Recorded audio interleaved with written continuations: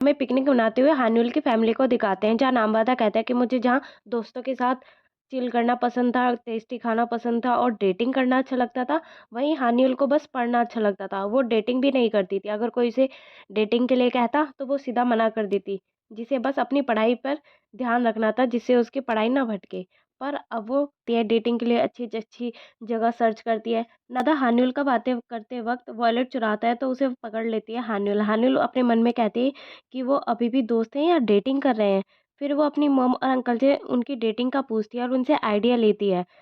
Uncle से जब वो हानिल बात कर रही होती है तो नामवादा सुन लेता है और कहता है, कहीं तुम अपनी और मिस्टर रूफटॉप के बारे में तो बात नहीं कर रही। हानिल मना करती है और छत पर आती है। हानिल जोंगवू से बातें कर रही होती है, इतने में नामवादा आकर उसका डोर नॉक करता है तो हानिल छुपने लगती है और वो जाकर बाथरूम में छुप जाती है और जोंगवू से कहती है कि मैं छुप रही हूँ क्योंकि नामवादा को मुझ पर शक हो रहा है। जोंगवू डोर ओपन करता है तो नामवादा कहता है, चलो हमें फेस टू फेस बात करनी है।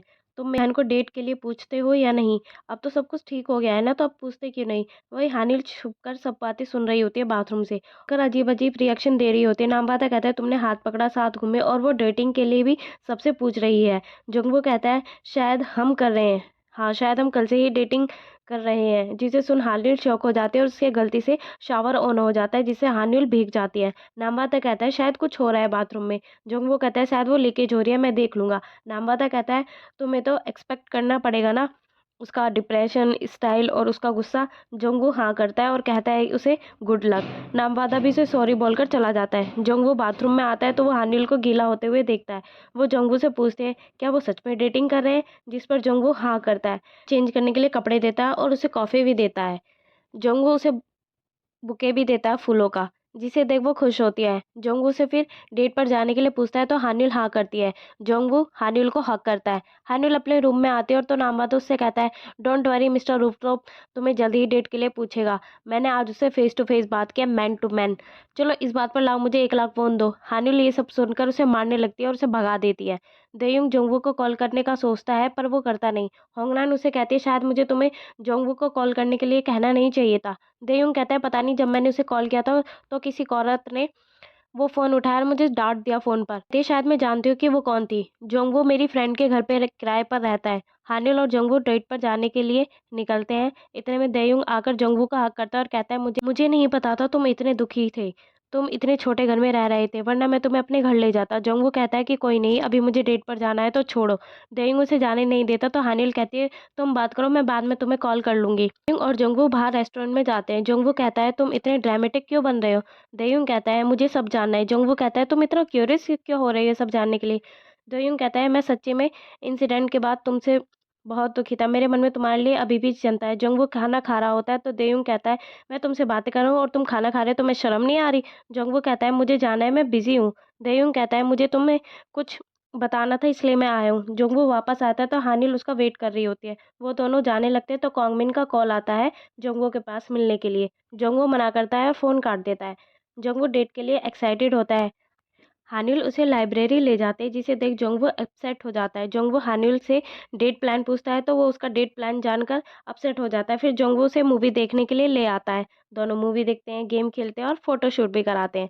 जोंगवू कहता है, हॉस्पिटल में क्या कुछ हुआ था जो तुमने जॉब छोड़ दी? हानिल कहती है, कुछ नहीं हुआ था, वो बस मैं डिप्रेशन में थी इसलिए मैंने जॉब छोड़ दी। फिर दोनों घर वापस आते हैं तो जोंगवू शादी का कार्ड देता है कॉन्गमिन की। तो वो कॉन्गमिन को कॉल करता है और बातें करने लगता है। इस पर हानिल के एक्सप्रेशन थोड़े अलग होते हैं। हानिल जोंगवू को खाने का मना कर वो नीचे आ जाती है। वो स्टेयर्स पर बैठकर थोड़ा रेस्ट करती है। नेक्स्ट मॉर्निंग जोंगवू उसे कॉल करता है तो हानिल उसे बाद में कॉल करने का कहकर कॉल कट देती है।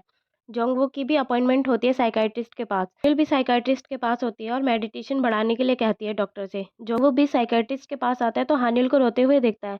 दोनों अलग अलग साइड रास्ते पर चल रहे होते हैं। जोंगवू कहता है कि वो क्यों रोई, मुझे कोई आइडिया नहीं है। जोंगवू फिर हानिल को कैब लेते हुए देखता है तो उसे कॉल कर पूछता है कि वो कहाँ है। हानिल कहते हैं कि मैं किसी से मिलने जा रही हूँ, बाद में आकर कॉल करती हूँ।